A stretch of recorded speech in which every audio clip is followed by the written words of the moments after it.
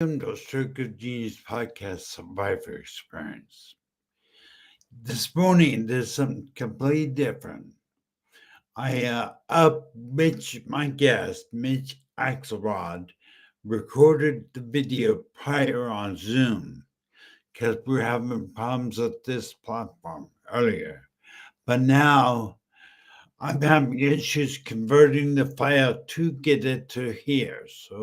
So I will be working on that and broadcasting this show a little bit later because I cannot get it to convert, and I'm running into all kinds of problems. So I want you to know that this is a show, a podcast you do not want to miss.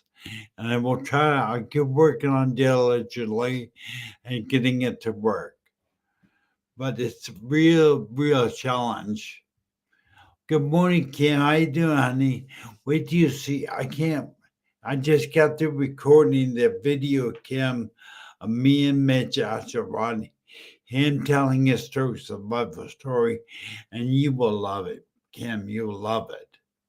But I'm having issues trying to get it convert from MP8 to MP4 to MP4 to upload it to YouTube. Anyway, so I apologize for, hey, good morning, Sky. Good morning, Kim. I apologize for not being able to do it, but I'm having some technical issues. How's everybody doing out there? Hey, Kim, how's your husband? How's everything with you, Kim? Keep on this you people. Kim, you will enjoy. When I figure out how to upload this show, you're gonna enjoy it. It really will hit home for you. I'll try one more time to open the file if I can. Let me see if I can open it. I haven't such problems, but I'll try. Let's see. Let me try very quick. I'll bloody it. Yes, it does the audio. So now the question I got, you guys have to listen to the audio. I can upload the audio, but I can upload the video. So why don't you can either put in comments whether you want to listen to the audio now or you want to listen to it later. Because I can't let you listen to the podcast, but I can't let you see the video. So it's up to you guys. You let me know what you want to do. Yeah, I keep working on trying to get the video on it, but no promise. I'm trying my best. So it comes down to what you guys want to do. If you want to listen to the audio only as a podcast, you won't see my pretty face on the camera. Hey, Mitch, there's my guest right there, who you'll see me chat right now. Mitch, I have so a guest Zoom does not record you, does not convert it to MP4, but it's called MPA. I had tried to download software real quick and transfer it try to convert it from MPA, MP4, which I did. But for some reason, the video is not showing, but the audio is playing. But maybe I can play just the audio. Let me try to see if I play the audio. Oh, yeah. Okay, I said, Miss agrees. I'm going to let me see if I can play the MP4. Hold on. This is going to be an audio only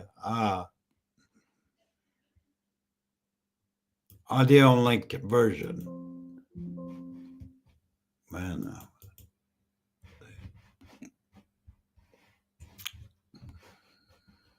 well, welcome to Super Genius. Bear with me. I'm going to get off to the I will be able to do it eventually. So what I've done, Mitch, I've opened it to it's audio only because it got here. It's so powerful.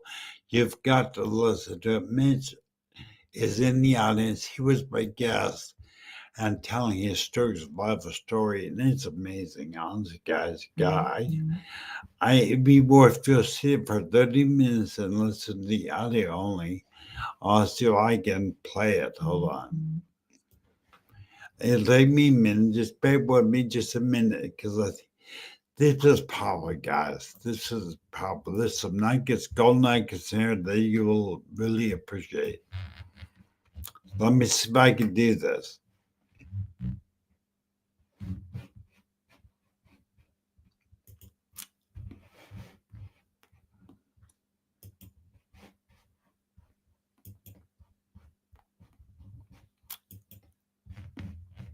So what I'm going to try to do is share the audio file, and the only way I can do that is I got it. I think I got it, guys. Hold on, because you're gonna want to hear it. You're gonna want to hear this for sure.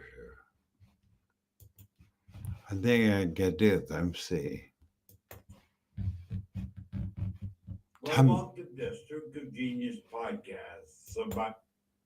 Oh shit! Well, that was what I wanted to. Hold on, guys. Well, I pushed so much. Could you hear it out there, guys? It was playing for a real quick second. Did you hear it?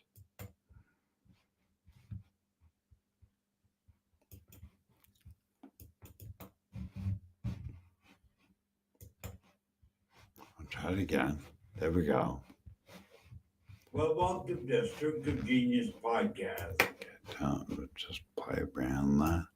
Thank you for being patient. Heard it. Thank you. Thank you for being patient with me. I'm trying, guys. Something till I do, but this is so worth the wait. So worth the wait. Let me convert it to a. Let me try to get it to a window media player. Share. Yeah, I think so. Do it. Tell me when to push play. I'm gonna push play in 3, 2, 1. Tell me if you can hear it in chat. Well, welcome to Stroke of Genius podcast, Survivor Experience. We got a really unique and special show for you today. Mitch and I are recording in.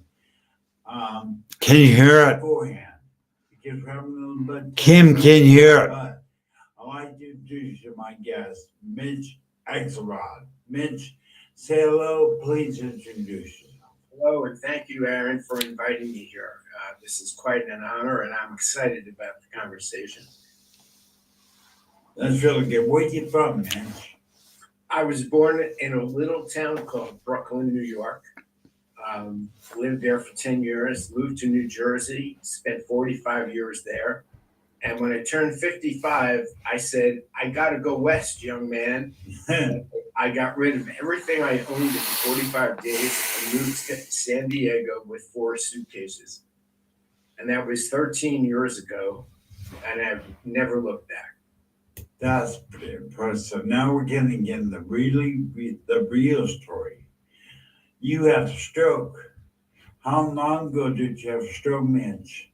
March 27th, 2020.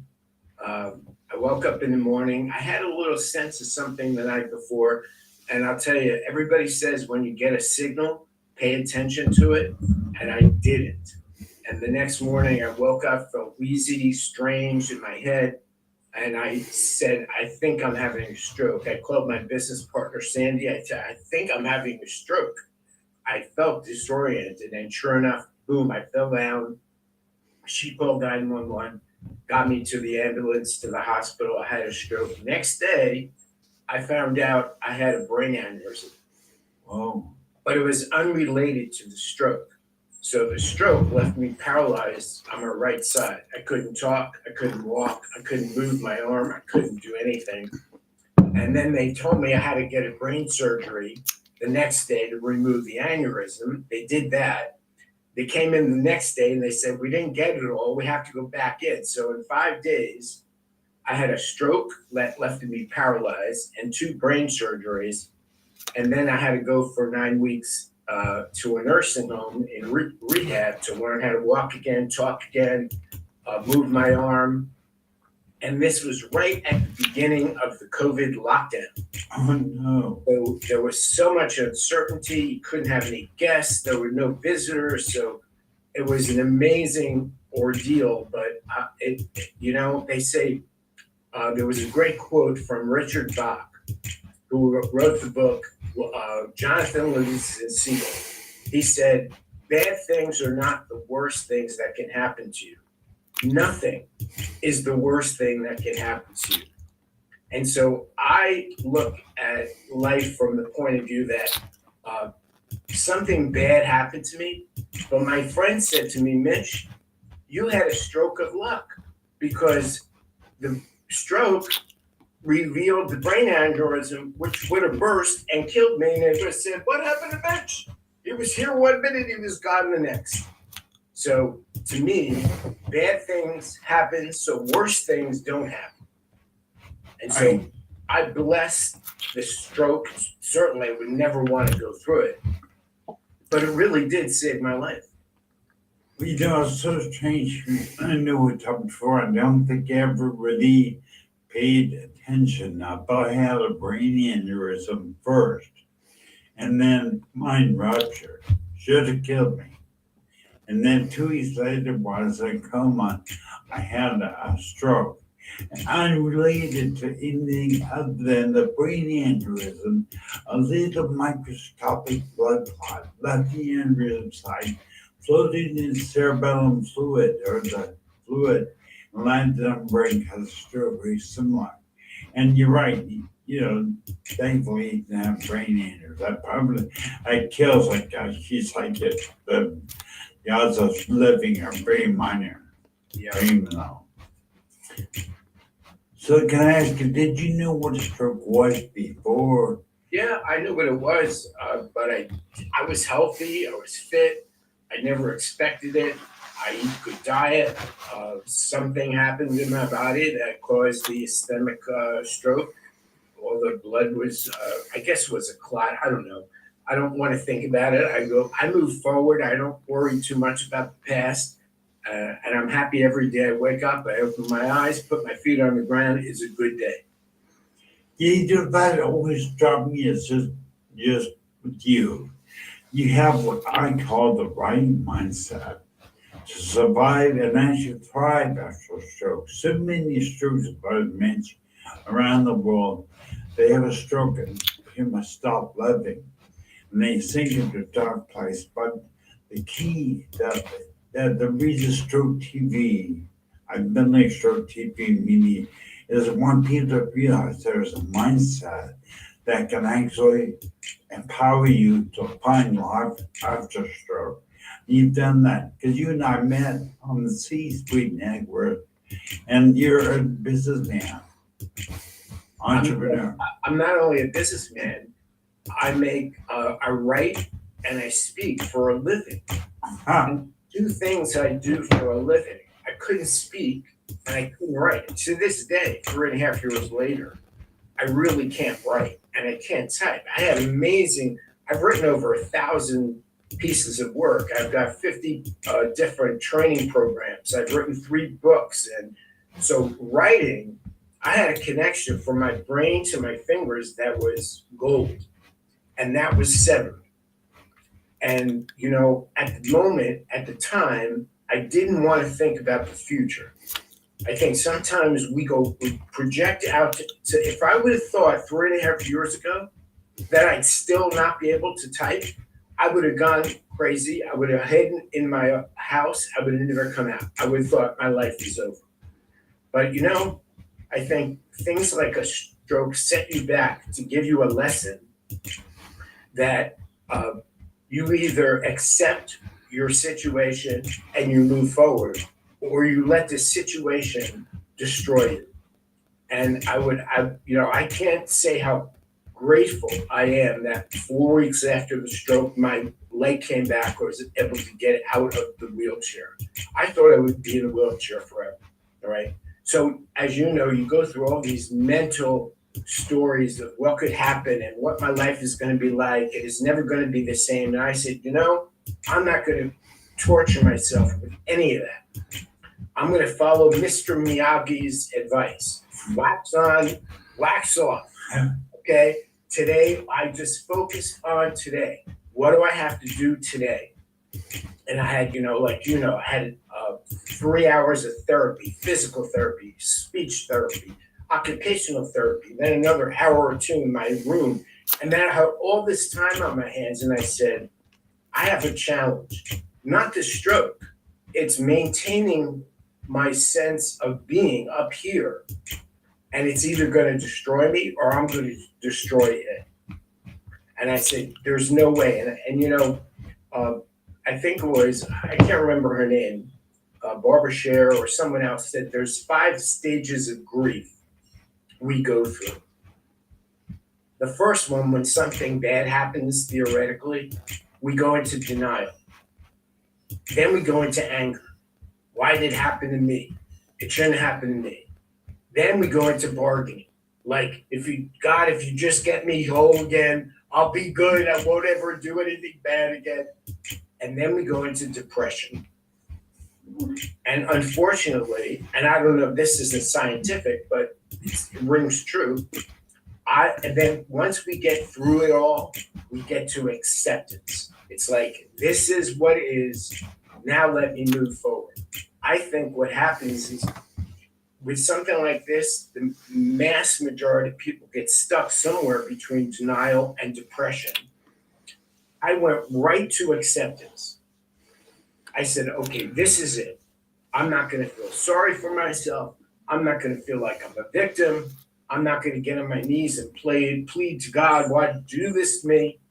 I am going to be a model of success for other people to see that no matter what your physical limitations are, if you don't allow them to consume you, you can do amazing things. Look at you. I mean, I admire, I just can't believe what you've done. And now you're sharing with other people like we're doing today to give them not just hope, not false hope, but the idea that you really can control your mind.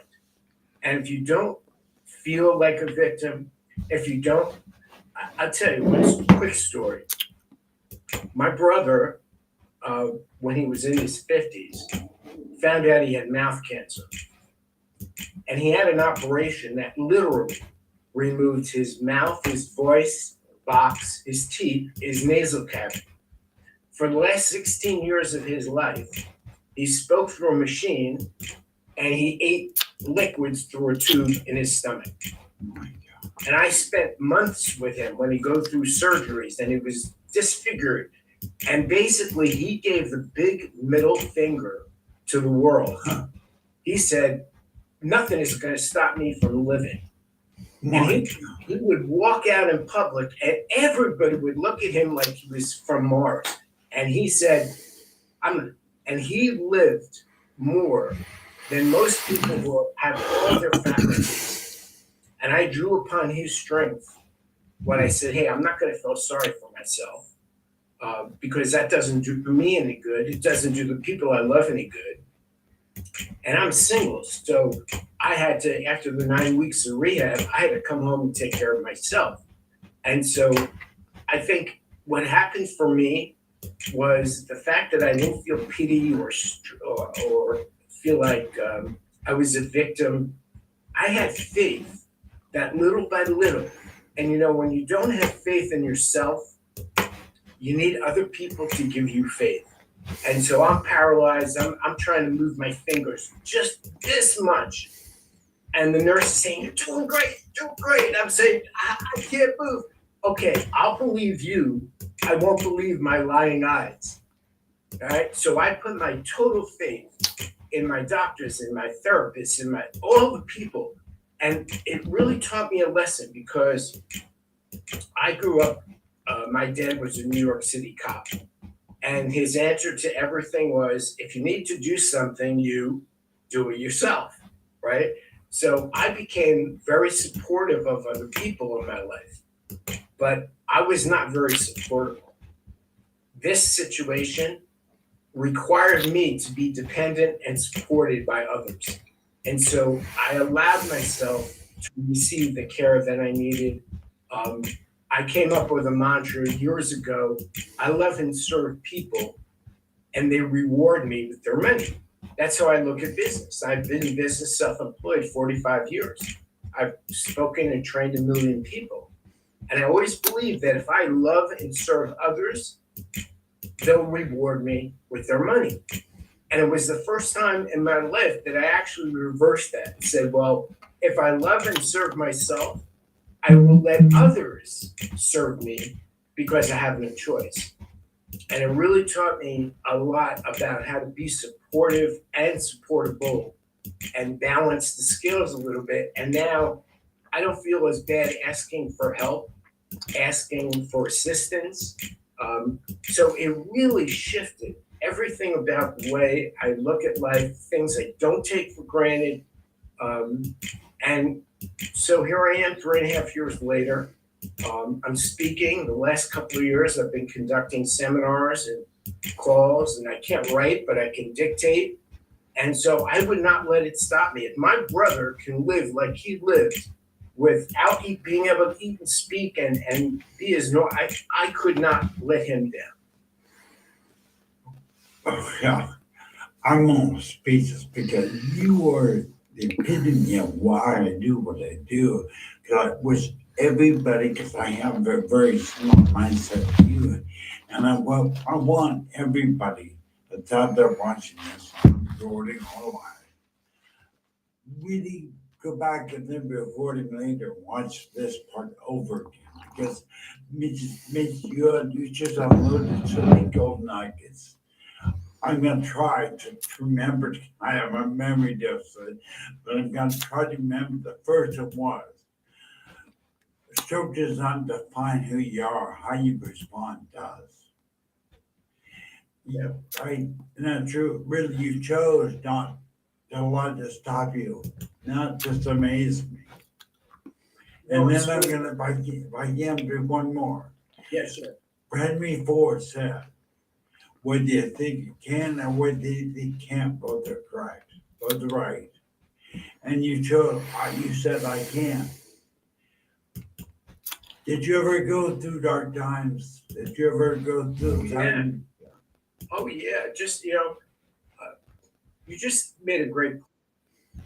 All of life, business, everything, you can sum up in one formula: stimulus, response. You think about everything in your life comes down to that one formula. I don't care what it is, you can bring it down. Everything outside of you affects you. You have a choice to react, get upset, and that situation is then controlling you. Or you can respond. And the difference between kind of life and death, metaphorically, right, is that gap between stimulus and response. And in that gap, you either choose by design, I'm going to choose what I choose by design, or you react by default. Poor me, it'll never be the same. And again, we've been through hell and back, right? We know what it's like. So I'm not diminishing in any way the mental challenges. What I'm saying is, you have more strength than you possibly know. There's a great quote by Robert Oxton Bull. He was a screenwriter for A Man for All Seasons, Dr. Zhivago, Lawrence of Arabia. You heard of those movies, right? And he won 2 Academy Awards. But I read a quote of his 15 years ago that knocked me off my chair and made me reevaluate my whole life. He said, belief is not merely an idea the mind possesses.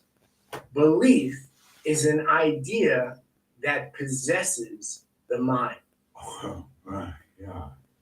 Oh, Repeat that word. I'm going to, because it was profound. Yes. And it's the way everything I look at. Belief is not merely an idea the mind possesses. Belief is an idea that possesses the mind. So, here's my mantra for a good life. When you think about any belief that you have, any thought that you have, filter it through this lens and ask yourself a question. Does this belief love and serve me? Or love and serve the people I love and serve? And if the answer is yes, keep it. If the answer is no, ask yourself, why are you holding on to any belief that does not love and serve you or love and serve the people you love and serve? So if you could really embrace that. So I started to look at my beliefs, not from whether they were right or wrong. I said, who owns this belief? Does this belief own me or do I own it? Here's how I can tell. If you can laugh at it, criticize it, question it, if other people can criticize it, laugh at it, and question it, and you not get upset, then you own the belief, right or wrong, good or bad. But if you get triggered by what somebody says about what you believe, that belief owns you. So I stayed in that mindset of every time a belief would come up, oh, I may not be able to write again. That doesn't love and serve me. Boop, off the table. All right. What if I can speak again? That's my livelihood. That's my passion. That's what I'm great at. No, that doesn't serve me. I'm going to speak again. And I changed the belief. And it takes work because you have to look yourself in the mirror and say, why am I holding on to anything that does not love and serve me? A belief, a concept, an idea, a grudge, anything. So I realized how important it was to just release and let go of, I won't call it negative thinking, but I simply call them unloving and unserving thinking. So whatever you believe, you're entitled to your beliefs. I'm not questioning your beliefs. I'm only saying that if you start to question your own beliefs and filter it through the lens of, is it loving and serving me and the people I love and serve? If it is not, why don't I release it? And if I can't release it, then I have to go inside and say, okay, what am I getting out of this? What am I getting out of holding a grudge against somebody who did something, cut me off in traffic 20 years ago? So I think a lot of us, I hate to say it, we're all addicted to something, right? We're all addicted. Some of us are addicted to suffering. And I would say to the people that are addicted to suffering, whatever your God is or no God, you are not put on this earth to cause suffering and to be in suffering. And if you could just release that part of your life, it creates a space for you to put something better in there. And that's healing. And that's good thinking. And getting around people who support you and tuning into shows like this that uplift you and make you realize that you're not stuck. My brother said to me once, he was in such pain after an operation, and I was going through a tough time. And he said to me, Mitch, you can't let disappointment define you. And there he is with a face distorted, drinking, can't talk, writing through a machine. I'm saying, okay, I get that message loud and clear. You know, I cannot express to you what you just laid out there. I can't get up for some minute. I'm in something going back and watching the show because I think if I was to summarize everything you said, that most stroke survivors do not believe, which I, as CEO of Stroke TV Media, believe. It makes me different. And that obviously makes you different. That you control your destiny. You actually decide that doesn't serve me and get rid of it. And so many stroke survivors believe them. They need to stay in the victim mode. And they don't realize they're longer than they think. Courage is something I never thought of because I'm not a daredevil and I don't, jump off cliffs. And I never thought I had much courage. But when you realize that, courage is the strength to do something that you fear or do something that's uncomfortable anyway. So, they say, someone said, feel the fear and do it anyway. That sounds good.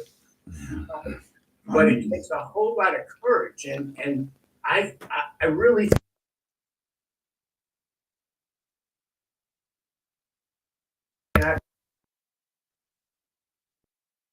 setback, the greater the breakthrough on the other side. You just have to decide in that gap between stimulus, what happened to me, and response. Well, how am I going to respond?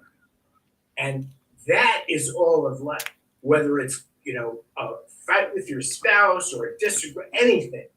Could I be angry? Yeah. Could I be victimized? Yeah. Could I cause more suffering? Yeah. But what good does that do? It doesn't do the good for all the people I love and care about. And so the people that said to me, Mitch, how could you be so optimistic? How could you be so positive? It wasn't fake. It wasn't false. It's because I started to realize through the difficulty how much strength I really did have. And I never had to manifest that strength while I was kind of living normally. So is it a test? Sure, it's a test. But you can look at it as, look, every day I get up is a day of gratitude. I am appreciative for what function I do have, what faculties I do have, and I take nothing for granted. And so, it doesn't take a lot of shifts up here, actually one shift. You deserve to love and serve yourself and love and serve the people you love and serve. And anything that gets in the way of that, discard. Just discard. Let it go. And I think in some cases, letting go is harder than holding on. I am, Mitch, right here's why I want to talk to you the first time. I was just amazed because what you're saying is so true for not just stroke, but there's people that listen that are not a stroke survivor. It relates to your life. And, it's react or response. And you can sum everything in life. I don't care if it's an argument with your wife or argument with a child or whatever. You're either responding or you're reacting. You're on the two. And I hope that everybody out there hears you can choose. You have a choice. You can need blood stroke, destroy you, leaving a pet. And I see many, many, Mitch. I see many stroke survivors around the world. It's not easy. I didn't want people out there to think what Mitch and I are discussing is easy. It is, it's almost training, right? Mitch, you have to train for it. Yeah, it's not easy. Are there very many things in life that are worthwhile that are easy? So you can either look at yourself as a victim, or you can look at yourself as a role model. And so what's going to happen as far as how people remember you, they're not going to remember you for having the stroke. They're going to remember you for how you responded to the stroke. So when I meet new people, I don't tell them I had a stroke. I don't tell them a story. Many people would not know that I ever had a stroke if they met me. And my speech today is so much better than it was within the first few months after the stroke. So I didn't want to even come out in the public, but I went on Facebook and I just let people know, hey, I'm making progress, and they supported me. I'll tell you, it was like getting lifted up on a magic carpet to see all the people that an amazing post, a series of posts on Facebook for me. And the response was, it brought tears. He told me, go look at your Facebook after my second brain surgery. And I'm telling you, it helped me get through just to think, wow, what would all these people do without me? Right? You start to realize that it's not selfish. It's selfish to go into a room and hide and stay away from people. That's selfish. What's not selfish is coming out and being not public about it, because I don't want people to pity me. I want people to encourage me. I'm the CEO of my company, but I'm not the chief executive officer. I'm the chief encouragement officer. Great. It's good. And I've had that, I came up with that 30 years ago. And I had to turn it inward. I had to be the chief encouragement officer for myself. And that's not easy to do.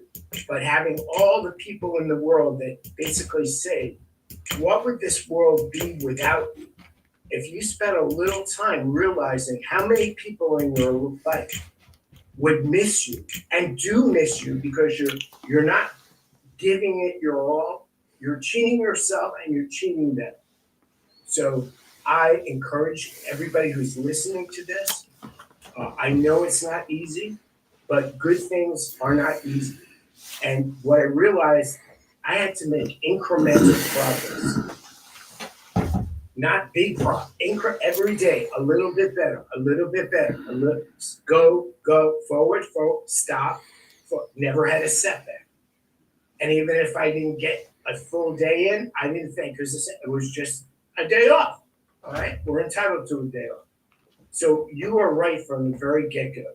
What's up here will either make you or break you, and you control that. And if you give up control of your mind, you give up control of the direction of your life. You gain control of your mind. You filter all your thinking and beliefs through, is this loving and serving me and the people I love and serve? If not, boom, let it go. And you can discard so much of the toxic and negativity in your mind when you realize how it's holding you back. And you deserve better. And I'm here to encourage you. I'm here to applaud you. I'm here to support you. And if anybody wants to reach out to me who's listening to this, please do send me an email, find me on Facebook, communicate with me, and I'm happy to be part of your support system. Wow, I love it, brother. It's so awesome, man. But you know that we're down to the end of the show, but I ain't a podcast. But I do want to ask you if people want to get at you, what's your email address? It's my full name, Mitchell Axelrod at Gmail. All right, or you can go on my thing. I would direct people to one video I produced years ago. It's on my YouTube channel. It's called Bursting the Belief Bubble. If you watch that video, it's about 45 minutes. You can watch it at 1.5 speed. I have watched that video every year. My own video, which I hate to watch my own video, because it helped me realize that if I gain control of this up here, there's nothing that can stop me. And if I don't gain control of how I think, what I think, then every little thing will stop me. So that video, one of my clients said she not only watched it twice, she made her husband watch it. It was so good. So go to my YouTube channel, watch Bursting the Belief Bubble. It will change your life. And we will put this in the show, but we will put that link because Mitch and I'm recording this early and broadcasting live. But we are going to be watching with you the show at 9 a.m. Pacific Standard Time on the Stroke TV Media YouTube channel. But we will put a link, I will put all links to your YouTube channel, Mitch talking about the video, everything. Mitch, I cannot thank you enough for being here. You have blessed me, brother. I appreciate it. And you bless everybody you touch. All right, well, I appreciate it. Thank you, Brian. That's it. Thank you very much for the great show. Thank everybody for tuning in, and we will see you later. And remember, you don't, you're not a victim, you respond. How you respond to stroke, and so it's your life will become. So you are the master of your destiny. Thank you, Mitch. Thank you, Eric.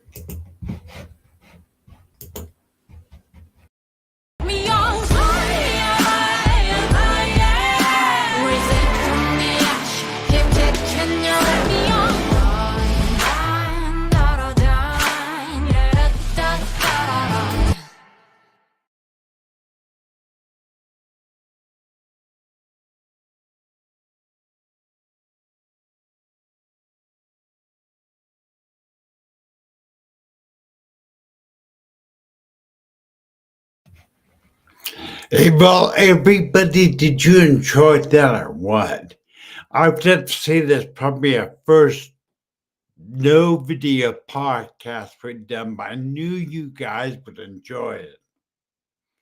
I know I did. I will have Mitch on again when I can. I wanted to say, take a minute and ask you and tell you, thank you for being here. Thank you for being part of our community. I do what I do and bring the people in, do what they do, like people like Mitch, because we are a community. We are bound together by probably the most powerful energy I've ever known. We are bound together by stroke. Love you guys. Hope you have a great day. And I'll be posting this on YouTube and put some links of Mitch talking about the other videos. Love you guys. Talk to you later. Bye.